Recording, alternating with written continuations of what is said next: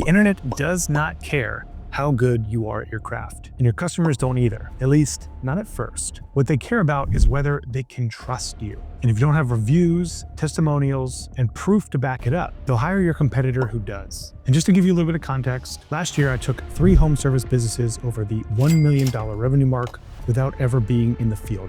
And I don't say that to brag, but I say that so that you know that this works. I've done it for multiple companies in multiple industries, so it'll work for you too.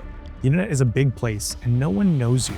They need ways to know they can trust you. But getting these trust signals can be challenging and time consuming. It's yet one more thing you gotta do, and chances are you're unsure how to ask, who to ask, and how to obtain them. But reviews are the #1 metric when it comes to local search results. One of the biggest challenges that I see is that you just don't have enough reviews on their profile, whereas your competitors might have hundreds or thousands of reviews, so it's taking up all the spaces above you. And it makes it tough because you're not even sure how to ask for the reviews, and to make it worse, when you ask for them and they agree that they're gonna do it, they still don't follow through and don't leave the review. If reviews aren't difficult enough to get, testimonials are even tougher.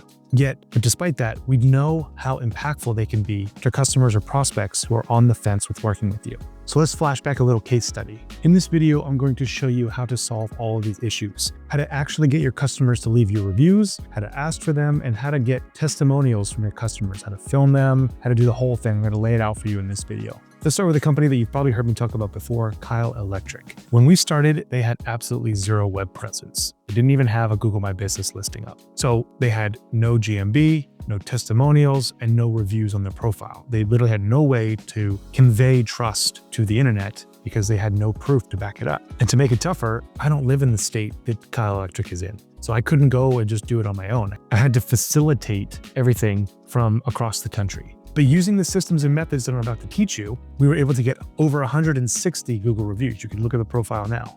We're also able to get 3 full-length testimonials from customers and hundreds of photos for them to use in their marketing. Now we have tons of credibility-inducing media to help build trust with prospective customers before they buy. So let's start with reviews. The #1 thing for reviews is you gotta make it easy for them. You need to make it easy for them to leave a review. Google tries to help you, they give you the link, but the link doesn't look great. It's like g.com and a bunch of different, honestly, it looks like a spam link. And I've had many customers tell me that they didn't click on it because they thought it was spam. They thought they were trying to phish or steal information.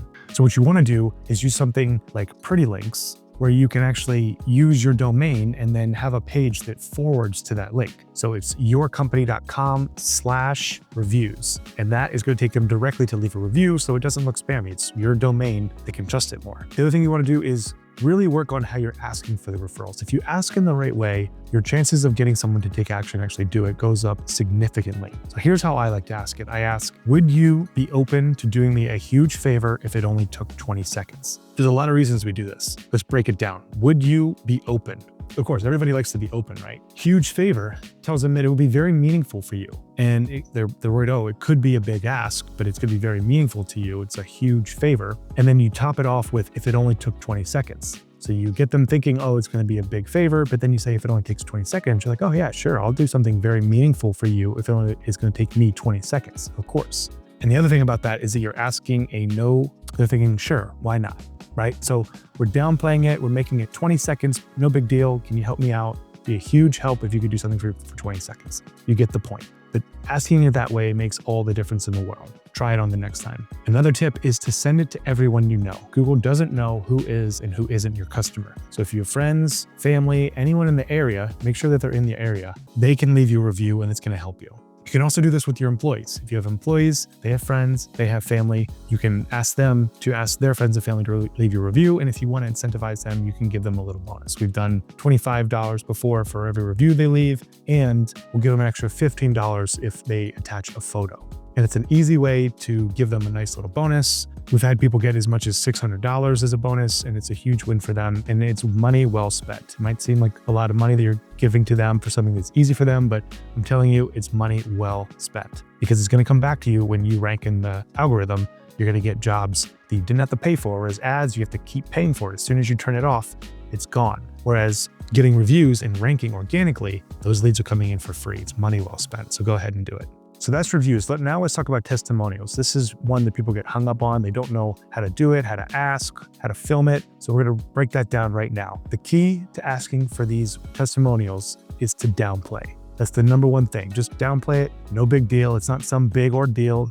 You're just going to come in and ask them a few questions. Here's how I ask them. You want to use a no-based question, which means that saying no actually means yes. Here's how you ask. Would you be opposed to sharing your experience with others? Of course, right? They had a good experience. You're handpicking the clients who had good experience because they're the ones who are going to be willing to do it. Why wouldn't they share their experience that they had with you with other people? You just tell them, hey, I'm just going to ask you a couple questions. You also want to downplay the time commitment. Tell them, hey, it's going to take 10 minutes because if you do it right, it will only take 10 minutes. If they get chatty, that's on them, but it should only take 10 minutes if you just stick to the script. So here's the list of questions that you want to go through. List these out ahead of time if you want to give them time to answer it. I like to do it that way because they can have more thoughtful answers rather than just be putting on the spot. And then you have it laid out. You know exactly what you're going to ask them when you get there. Here are the questions. Could you tell me your name and how you heard about us? What did we do for you? Why did you choose us? What was your experience like? What stood out? Was there anything we did that exceeded your expectations? How did you feel when the job was completed? Would you hire us again? And what would you say to someone who's on the fence?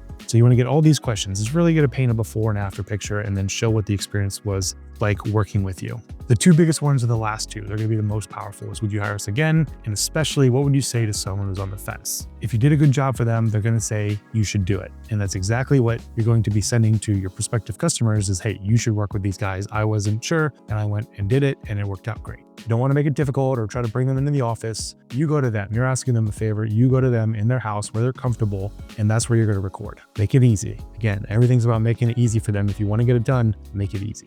The next thing you want to do is buy a lav mic. So I have one right here. I'm actually using it.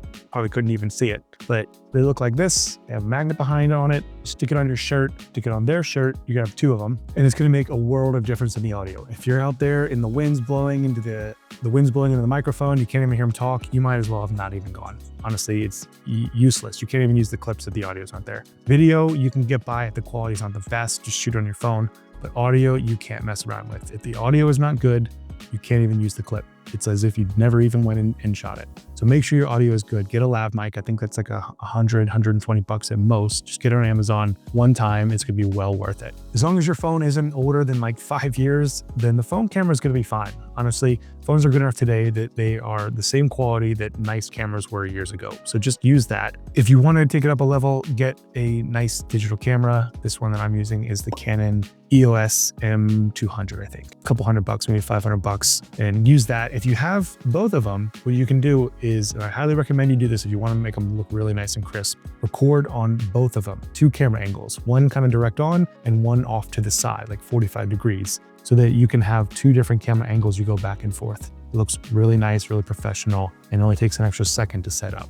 Again, before I go, I just want to stress the audio is super important. So if you don't have some kind of microphone, you're going to want to do it, because if you're just sitting there with your phone in your hand and shooting it and they're on the other side of you, they're going to hear you just fine on the audio. But since they're farther away, they're not going to hear the customer who's giving the testimonial. And that's the whole point. So if you're not right up on them, they're not going to hear it. So make sure you have some kind of audio equipment, some kind of microphone that you can put up next to them. And then once you record it, then you're going to upload it, get an editor to do it. Don't mess around with it yourself. Just get an editor. They're not expensive. If you need someone, ask me and I'll connect you to an editor that I use. They're great. They're like $10 an hour. They're not expensive and it's well worth it to have someone who knows what they're doing. You're going to create 4 versions of the testimonial, okay? One is going to be the edited full length. So you're going to go through all the questions.